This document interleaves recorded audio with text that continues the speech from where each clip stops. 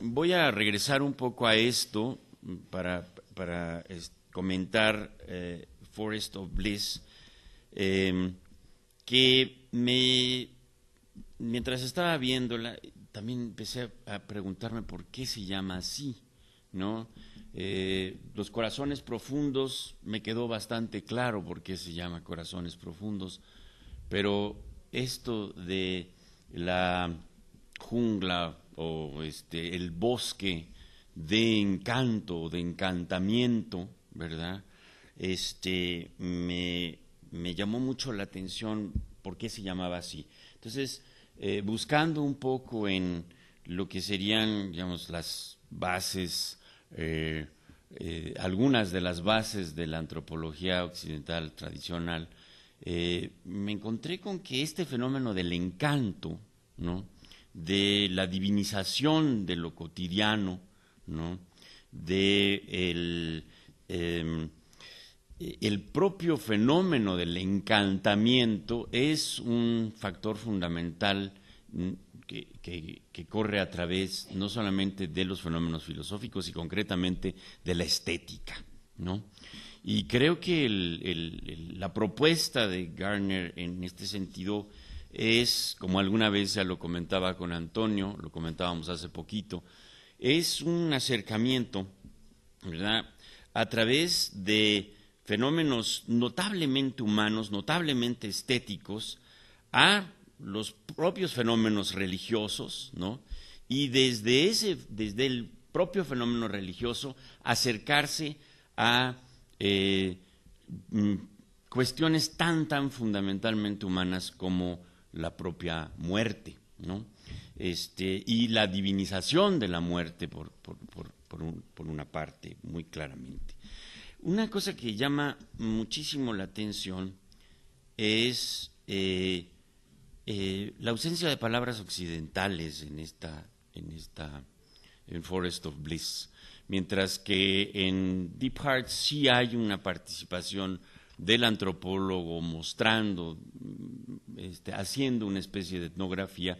Aquí es la imagen la que hace la etnografía, la narración cinematográfica, y en ese sentido me parece que entramos en una dimensión profundamente filosófico-antropológica, que es la búsqueda del sentido, ¿no?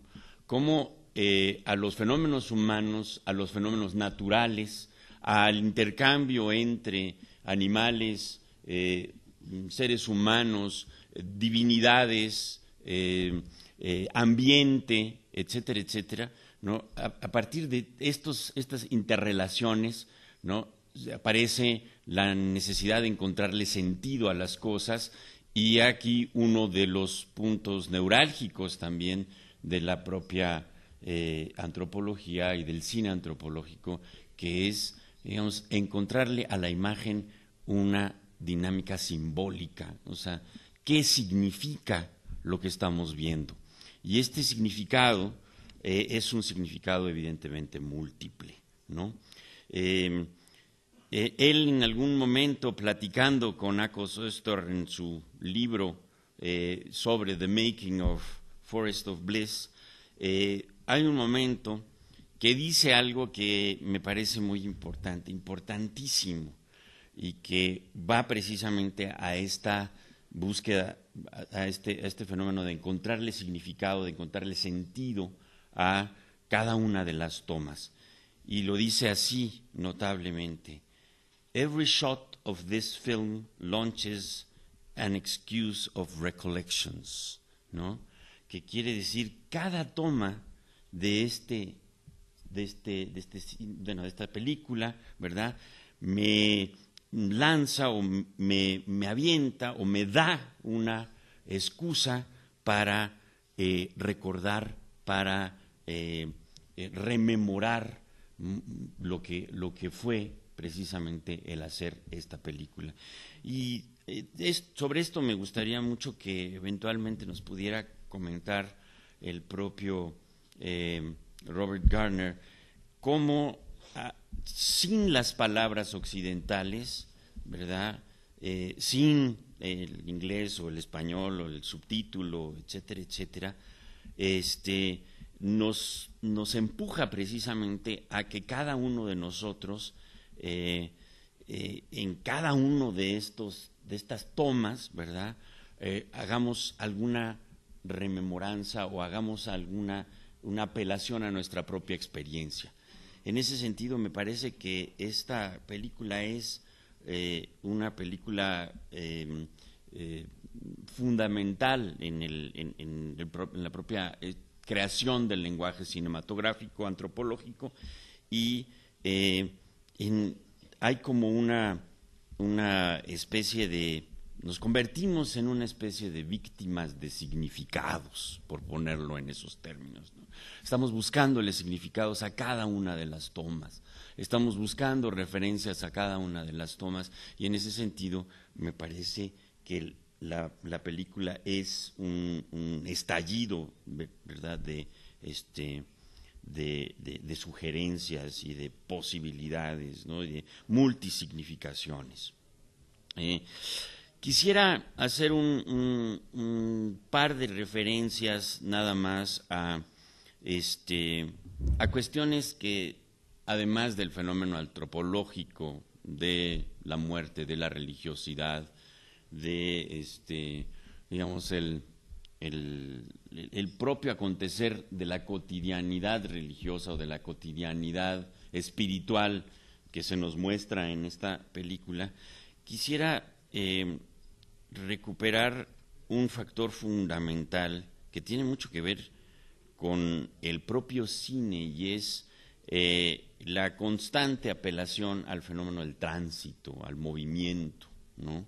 Vemos el fuego moviéndose, vemos el agua moviéndose, vemos el viento llevándose a los papalotes, ¿no? Vemos las cenizas entrando y saliendo, ¿no? Y todo esto dándonos como una profunda referencia de cómo los propios rituales son rituales de movimiento. En ese sentido, creo que el uso de la imagen en movimiento tiene, digamos, es una enorme aportación precisamente para poder entender estos fenómenos espirituales, estos ritos, ¿no?, que se viven en la India.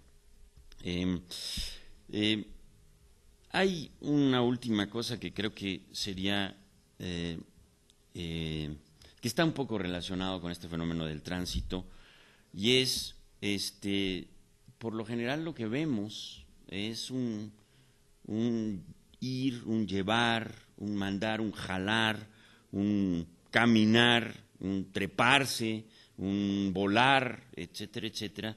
Y en ese sentido, si más o menos retomamos la idea del tránsito, pues se trata de una constante recolección de verbos, ¿verdad?, de acciones que están en un constante ir y venir entre precisamente el fenómeno de la cotidianidad y el fenómeno ritual. Hacia la noche, digamos, la película, desde luego, tiene, digamos, esta dimensión circular, que en sí es una especie de planteamiento general de movimiento, ¿no? Hacia la noche incluso vemos un proceso catártico, llegar a un estado entre, digamos, una especie de ejercicio de un santo o de un lunático, una especie de doble dimensión que nos acerca en buena medida a esta connotación profunda del vivir la religión en el fenómeno, en la cotidianidad. Entonces, en ese sentido, creo que la película es en efecto una selva de encantamientos o de encantos, ¿no? Y uno se pregunta al final, bueno, ¿cómo entender esto sin apelar necesariamente a estas connotaciones rituales y esta búsqueda de significados. Yo me atrevería a decir que la propia película revela que nuestra propia existencia, la existencia del ser humano, es prácticamente imposible sin esa búsqueda de significados. Yo dejaría ahí mi comentario.